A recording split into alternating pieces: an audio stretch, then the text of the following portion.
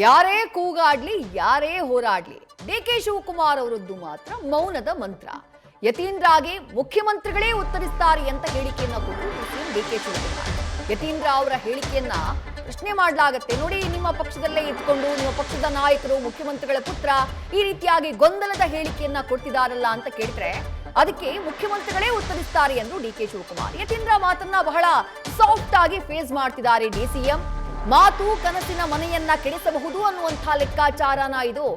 ಮಾತನಾಡಿ ನಷ್ಟ ಎದುರಿಸದೆ ಮೌನವೇ ಲಾಭ ಅನ್ನುವಂಥ ಮಂತ್ರವನ್ನ ಡಿಸಿಎಂ ಡಿಕೆ ಶಿವಕುಮಾರ್ ಜಪಿಸ್ತಾ ಇರೋ ರೀತಿ ಕಾಣಿಸ್ತಾ ಇದೆ.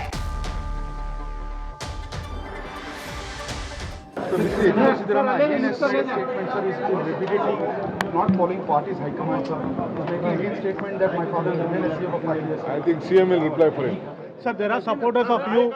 So this is Siddaramaiah again has made statement, sir, is repeatedly not following party's high command, sir. He's making again statement that my father has been a CM for 5 years. I think CM will reply for him.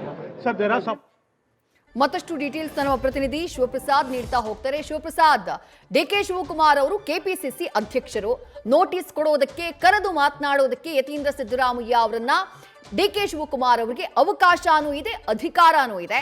ಆದ್ರೆ ಆ ಅಸ್ತ್ರವನ್ನ ಅವರು ಪ್ರಯೋಗ ಮಾಡ್ತಾ ಇಲ್ಲ, ಮೌನಕ್ಕೆ ಜಾರಿ ಬಿಟ್ಟಿದ್ದಾರೆ. ಯಾವುದೇ ರೀತಿಯಾದಂತಹ ತೀಕ್ಷ್ಣ ಹೇಳಿಕೆಯನ್ನ ಕೊಡೋದಕ್ಕೆ ಹೋಗ್ತಾ ಇಲ್ಲ. ಯಾವ ಕಾರಣಕ್ಕೆ, ಏನ್ ಲೆಕ್ಕಾಚಾರಗಳನ್ನ ಇಟ್ಕೊಂಡು ಈ ಮೌನ ಮಂತ್ರವನ್ನ ಡಿಸಿಎಂ ಜಪಿಸ್ತಿದ್ದಾರೆ ಅಂತ ಹೇಳಿ?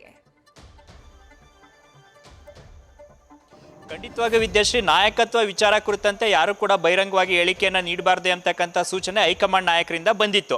ಅದನ್ನು ಮೀರಿ ಡಿಸಿಎಂ ಬಣದಲ್ಲಿ ಗುರುತಿಸಿಕೊಂಡಿರ್ತಕ್ಕಂಥ ಕೆಲ ಶಾಸಕರು ಹೇಳಿಕೆಯನ್ನು ಕೊಟ್ಟರು. ಆ ಸಂದರ್ಭದಲ್ಲಿ ನೋಟಿಸನ್ನು ಕೂಡ ನೀಡೋದ್ರ ಮುಖಾಂತರ ಈ ರೀತಿಯ ಹೇಳಿಕೆಗಳನ್ನು ಬಹಿರಂಗವಾಗಿ ನೀಡಬಾರ್ದು ಅಂತಕ್ಕಂಥ ಸೂಚನೆಯನ್ನು ಕೂಡ ನೀಡಲಾಗಿತ್ತು.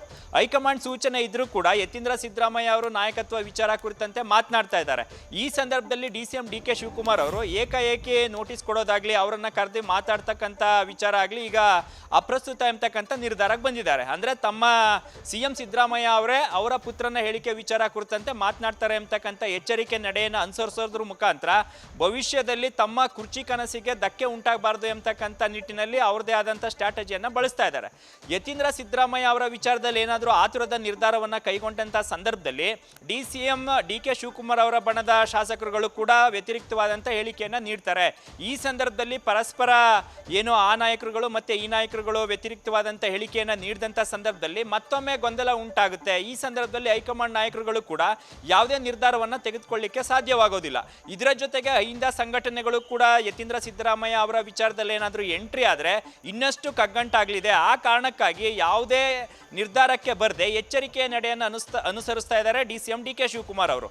ಇನ್ನು ಹೈಕಮಾಂಡ್ ನಾಯಕರು ಅಷ್ಟೇ ಅಲ್ಲದೆ ರಾಜ್ಯದಲ್ಲಿರ್ತಕ್ಕಂಥ ಕಾಂಗ್ರೆಸ್ನ ಶಾಸಕರು ಮತ್ತೆ ಮುಂಚೂಣಿ ನಾಯಕರುಗಳು ಕೂಡ ಸಂಪೂರ್ಣವಾಗಿ ಡಿಸಿಎಂ ಪರವಾಗಿಲ್ಲ, ಅರ್ಧ ಸಿಎಂ ಪರವಾಗಿದ್ದಾರೆ, ಅರ್ಧ ಡಿಸಿಎಂ ಪರವಾಗಿದ್ದಾರೆ. ಈ ಸಂದರ್ಭದಲ್ಲಿ ನೋಟಿಸ್ ಅಂತ ಕ್ರಮಗಳನ್ನು ತೆಗೆದುಕೊಳ್ಳೋದು ಸೂಕ್ತವಲ್ಲ ಎಂಬತಕ್ಕಂಥ ನಿರ್ಧಾರಕ್ಕೆ ಡಿಸಿಎಂ ಡಿಕೆ ಶಿವಕುಮಾರ್ ಅವರು ಬಂದಿದ್ದಾರೆ.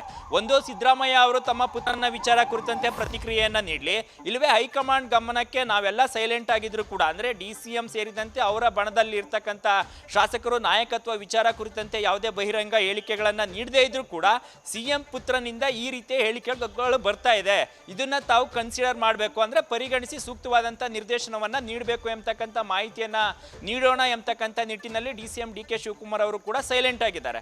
ಹಾಗಾಗಿ ತಮ್ಮ ಭವಿಷ್ಯದ ರಾಜಕೀಯ ಲೆಕ್ಕಾಚಾರ, ಸಿಎಂ ಕನಸಿರ್ಬೋದು, ಜೊತೆಗೆ ಅವರ ಬೆಂಬಲಿಗರಿಂದ ಇನ್ನಷ್ಟು ಹೇಳಿಕೆಗಳು ಬಂದಂಥ ಸಂದರ್ಭದಲ್ಲಿ ರಾಜ್ಯದಲ್ಲಿ ಉಂಟಾಗಲಿರುವ ಗೊಂದಲ, ಸದ್ಯ ಅಧಿವೇಶನ ನಡೀತಾ ಇದೆ, ಈ ಸಂದರ್ಭದಲ್ಲಿ ಸಾಕಷ್ಟು ಗೊಂದಲ ಉಂಟಾಗ್ತಕ್ಕಂಥ ಸಾಧ್ಯತೆ ಇದೆ.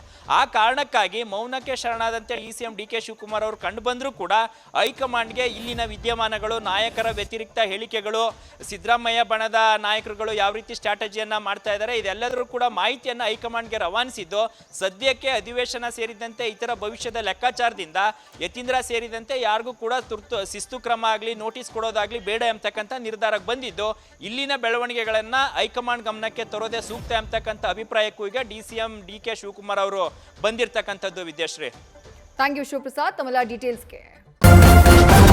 ನ್ಯೂಸ್ ಫಸ್ಟ್ ನಿರ್ಭೀತಿಯಿಂದ ನಿಮ್ಮ ಪರವಾಗಿ.